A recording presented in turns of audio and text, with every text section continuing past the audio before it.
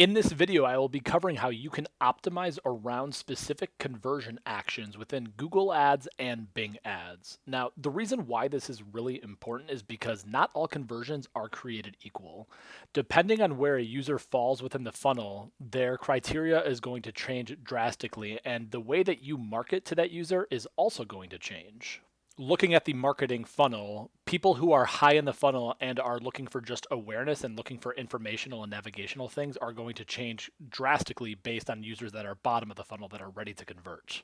One of the first things that's really helpful in understanding is what is a conversion. A conversion is an action that's counted when someone interacts with your ad or your listing in some way, and it's measured within your account. So the way I like to think about this is something like an e-commerce transaction, a form fill, a phone call. What type of action do you want someone to take on your website, and then how are you measuring and optimizing around that conversion?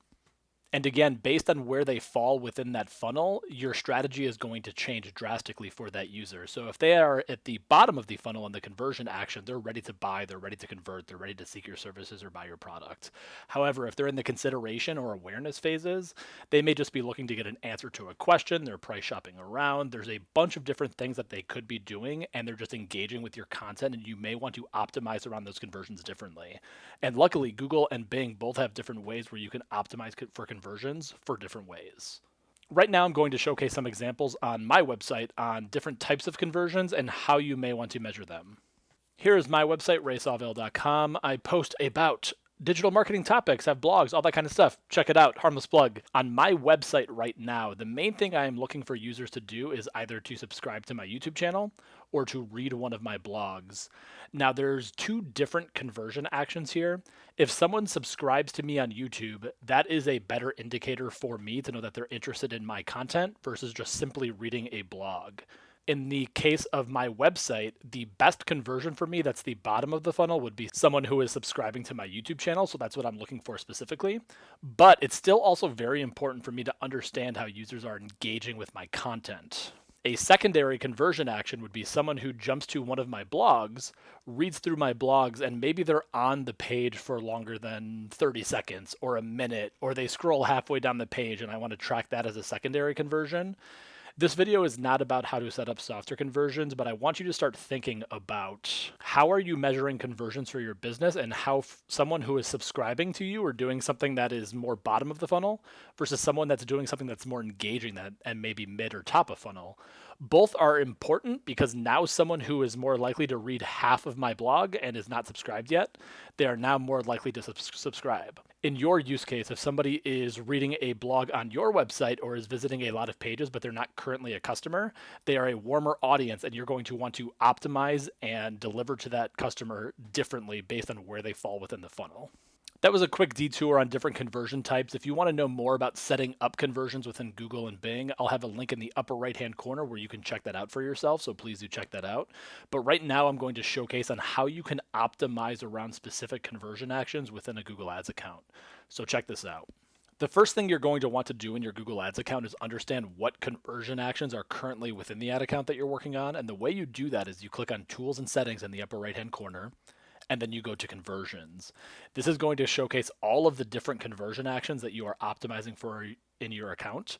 So today in my personal AdWords account, I am optimizing for phone calls, contact us, and then I made a fake download for Costco wholesale downloads on Android. So those are the three conversion actions that I am optimizing for. Now, in this instance, what I'm going to say is someone who calls me is going to be my bottom of the funnel conversion, and then someone who just contacts me is going to be mid funnel. I may have a separate conversion action set up for someone who, like I mentioned earlier, viewed different content on my website. Those users may be in different places of the funnel. And now here's how you optimize around a specific conversion. Google is very smart, and you can tell them to take very specific campaigns and optimize around conversions in a specific way.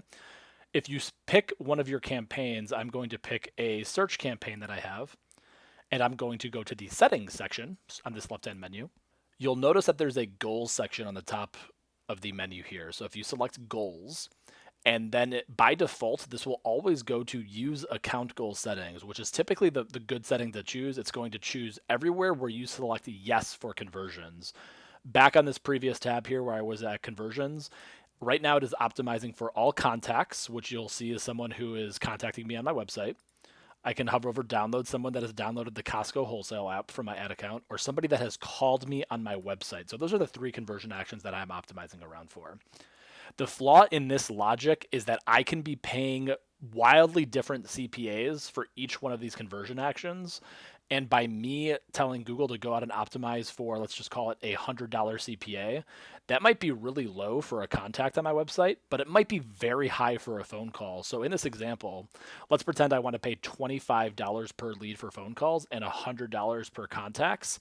I may then want to go to campaign specific goal settings here, and I can tell this campaign to optimize around very specific conversion actions. This campaign may be just a mobile campaign, so I can tell it to just optimize for phone call leads, or it may be something where I just want to strictly optimize around contacts. And the benefits of me choosing a specific campaign action here is once I tell it to optimize for contacts, so you pick your specific use case here, whether it's a transaction from analytics or a conversion in some other capacity, you would save that, and now your budget really starts to change.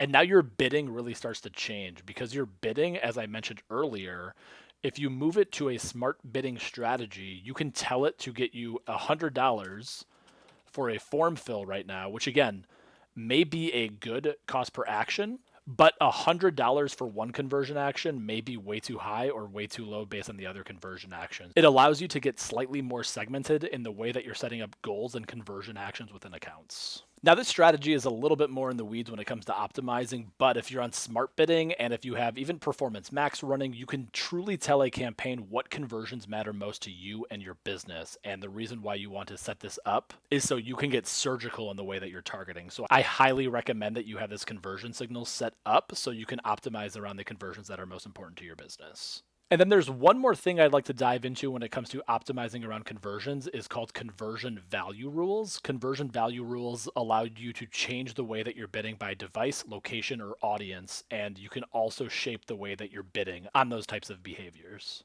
Head back to the settings section within your Google Ads campaign, and then go to additional settings, and you'll notice value rules here.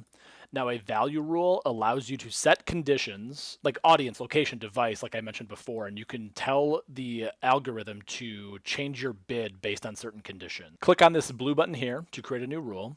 And the typical rules that I like to do here are based on device or audience. Location, I don't tend to do as much because I like to let smart bidding just go out and learn, because in most instances, this location does not make sense in the way that I like to go out for my campaigns.